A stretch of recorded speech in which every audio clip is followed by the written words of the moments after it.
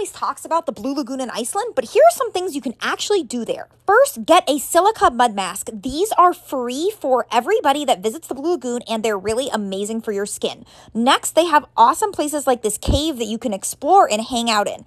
There is a bar that you can access from the lagoon, but they have a 3-drink maximum. Some tickets include drinks. But if you don't want to buy, there is free water that you can drink directly from the lagoon. Next, my favorite part, there are saunas that are included in this awesome waterfall. So share with a friend you'd visit the Blue Lagoon with.